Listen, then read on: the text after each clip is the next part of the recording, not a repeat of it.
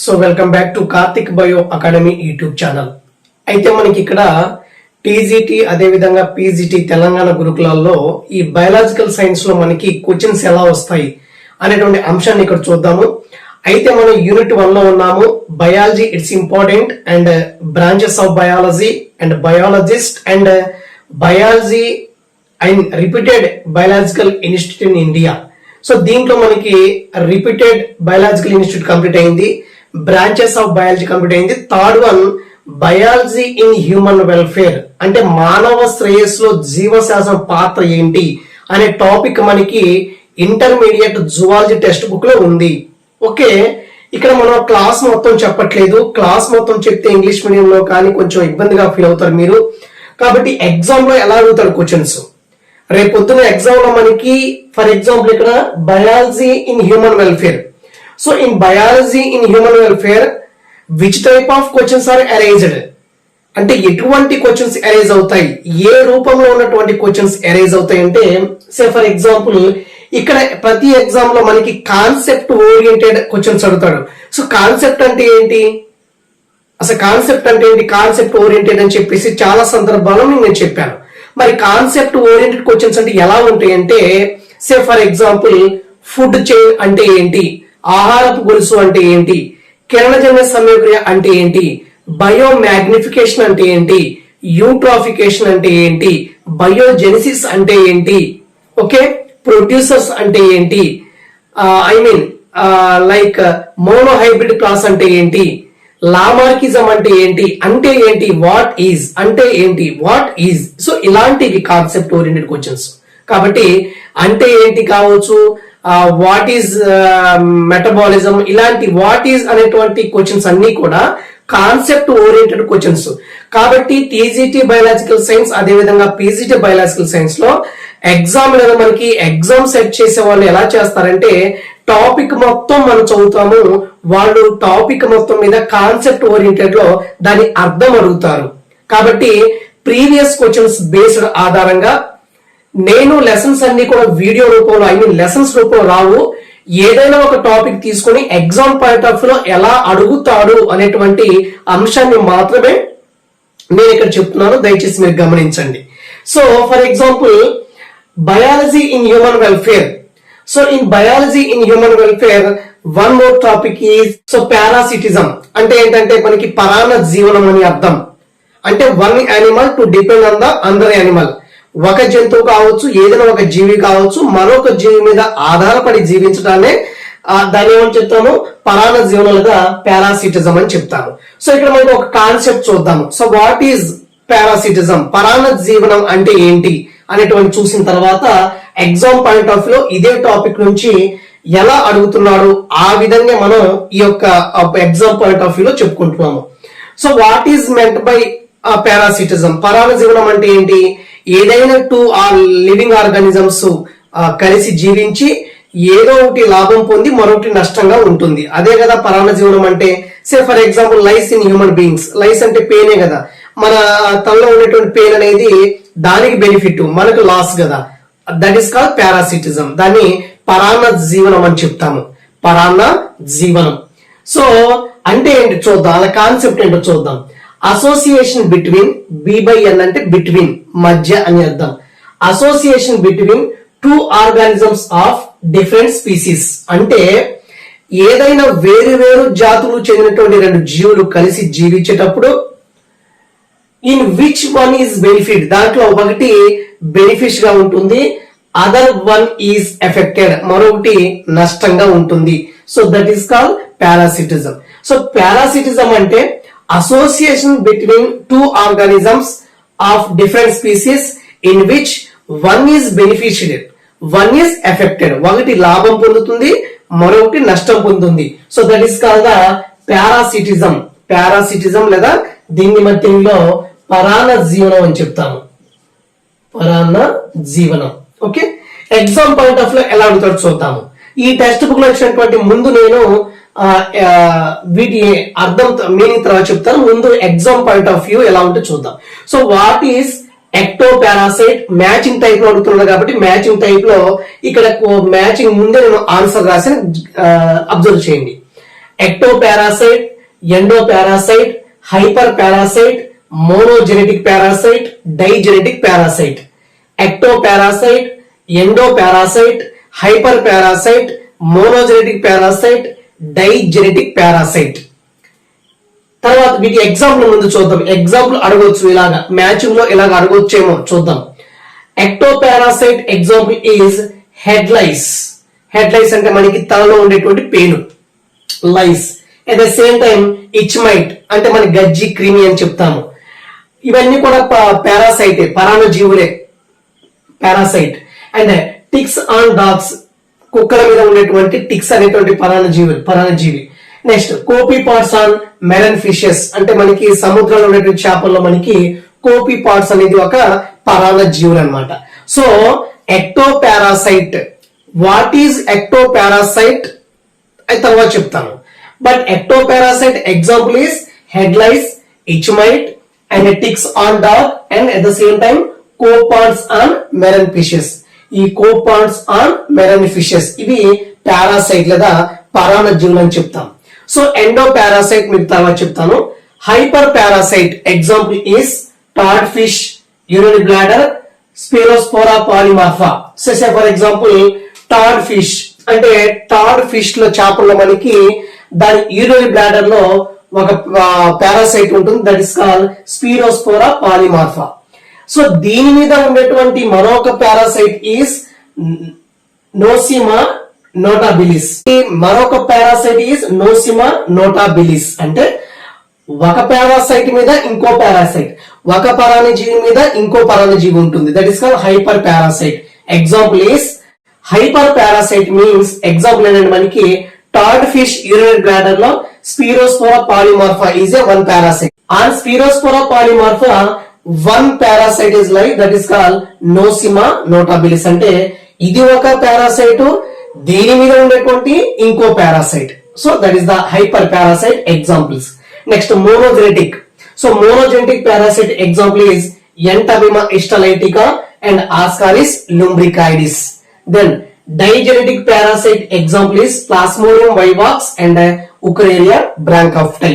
So ఇలాగ అడగొచ్చామో exam point of వ్యూలో, ఇలా పారాసైట్ ఇచ్చేసి దాని ఎగ్జాంపుల్ అడగొచ్చామో, ఇది ఒక ఎగ్జామ్ పాయింట్ ఆఫ్ వ్యూ. మరి సెకండ్ చెప్తున్నాను కదా, సో సెకండ్ లో మనకి కొన్ని టైప్స్ ఉన్నాయి, చూద్దాము.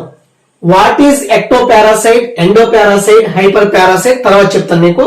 ముందు ఎండోపారాసైట్ లో కూడా ఎగ్జాంపుల్ చూద్దాము. In endoparasite 3 different type of parasites are present. One is cytozoic parasite, that means intracellular, histozoic parasite, that means intercellular, coelozoic parasite. ఈ 3 ఉంటాయి. సో ఒకసారి మనకి ఎండోపారాసైట్ ప్రతిదీ ఎగ్జాంపుల్ చూస్తున్నాం కాబట్టి ఈ ఎగ్జాంపుల్ చూద్దాము.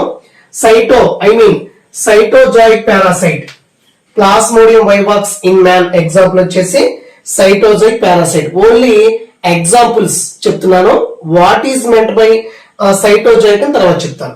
The next histozoic, that means intercellular parasite example is Wuchereria bancrofti and Entamoeba histolytica. ఈ Entamoeba histolytica. Then next coelozoic parasite Ascaris lumbricoides. So ఇలా కూడా క్వశ్చన్ అడగొచ్చాము. అంటే one side is ectoparasite, endoparasite, hyper parasite, monogenetic parasite, digenetic parasite. ఒకవైపు ఇచ్చేసి matching లో ఇవి కూడా అడిగి ఇవన్నీ కూడా ఒక క్వశ్చన్ లో ఫ్రేమ్ చేయొచ్చేమో చెప్పలేము మన కాంపిటేటివ్ ఎగ్జామ్స్ కాబట్టి. So this is the exam point of view.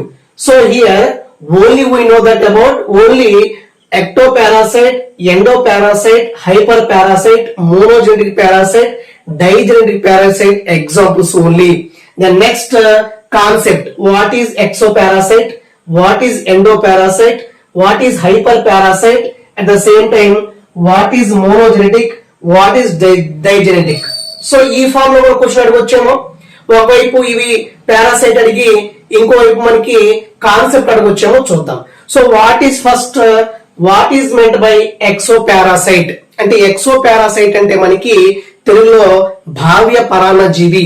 ఏదైనా హోస్ట్ అంటే అతిథేయం మీద ఉండేటువంటి పారాసైటే exoparasite. Understand? Exo means outer side, endo means inside. Okay, so first one what is exo parasite? ఇక్కడ ఏం చూసాం మనం? ఓన్లీ పారాసైట్ ఎగ్జాంపుల్ చూసాము. ఇక్కడ పారాసైట్స్ అండ్ మీనింగ్ కాన్సెప్ట్ చూస్తున్నాము. Okay, exo parasite. So these parasite live on the surface of the host body. అంటే parasite ని, ఆ పారాసైట్ పరాణజీవులు ఎక్కడ ఉంటాయి? ఏదైనా ఒక జీవి మీద ఉంటాయి. మరి ఆ జీవిని ఏం చెప్తాము? హోస్ట్ లేదా అతిథేయ అని చెప్తాం, మీకు తెలుసు. కాబట్టి these exo parasite live on the surface of the host body. అంటే surface of the host body. Host అంటే అతిథేయ బాడీ సర్ఫేస్ మీద ఉండేటువంటి పరాణజీవులే exo parasite. Okay, that is the exo parasite. Example is, ఇప్పుడు చెప్తాను చూడండి. Head lice, itch mites, ticks on dogs, copepods and marine fishes. Then what is endoparasite? So endoparasite ante these parasite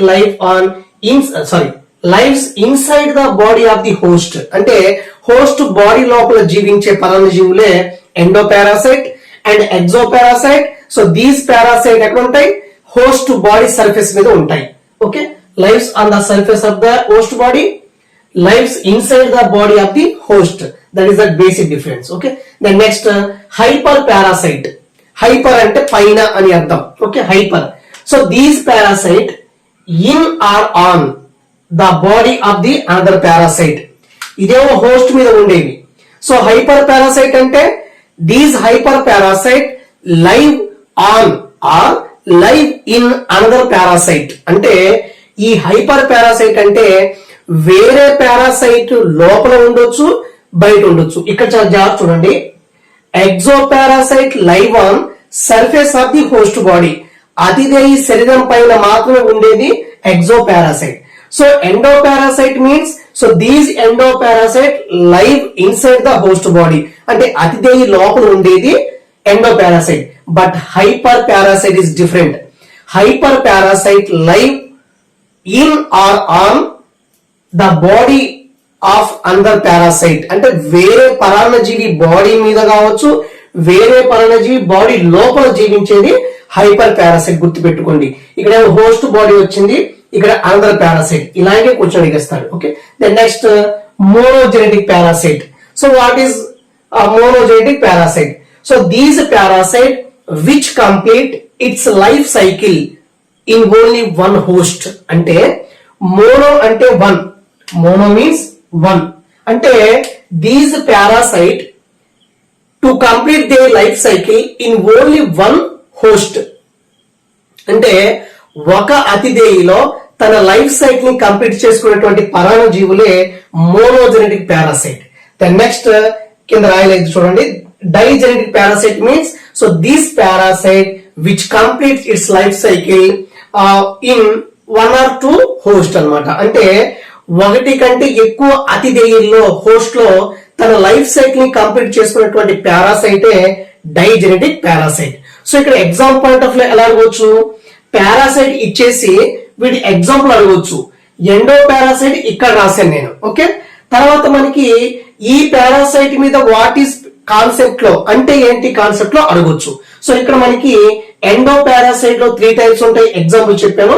so దీని కూడా concept చూద్దాం. What is cytozoic and what is histozoic and what is coelozoic. Okay, so first one, what is cytozoic parasite?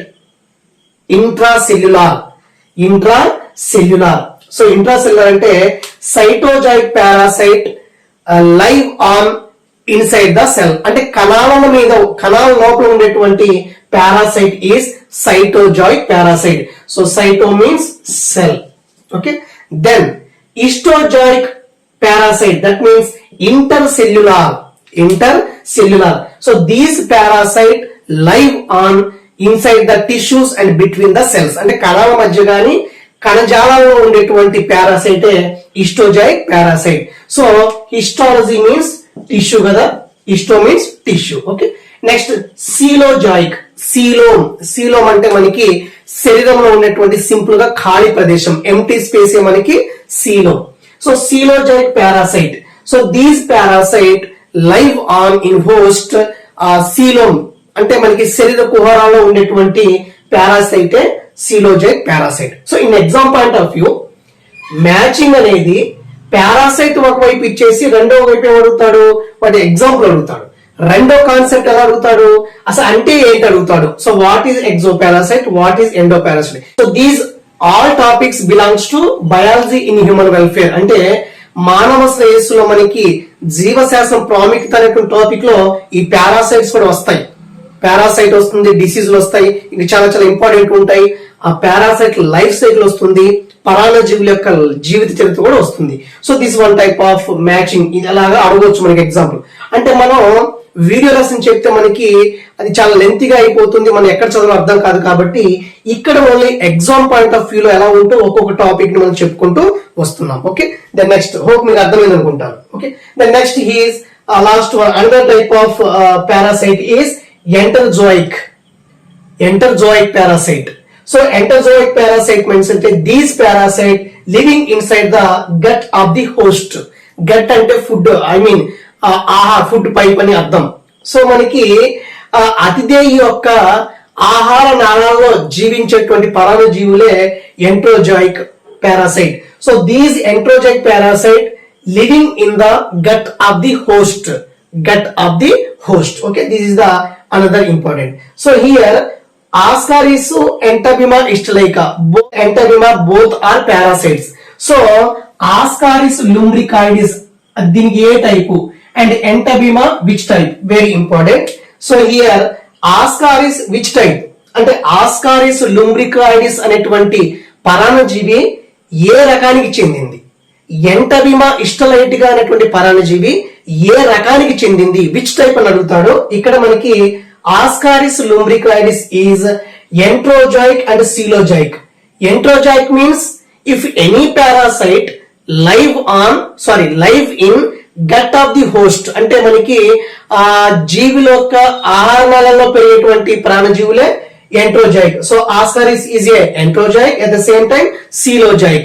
So coelozoic means some parasites live in the empty space of the host cells. అంటే మనకి host లో అంటే అతిథేయులో ఖాళీ ప్రదేశాల్లో శరీర కుహరాల్లో ఉండేటువంటి జీవులే coelozoic parasite. So ఇలాగ చూసుకుంటే Ascaris lumbricoides is a enterozoic, at the same time coelozoic parasite. Then next Entabbima istolaitica. Entabbima istolaitica, it is a another type of parasite.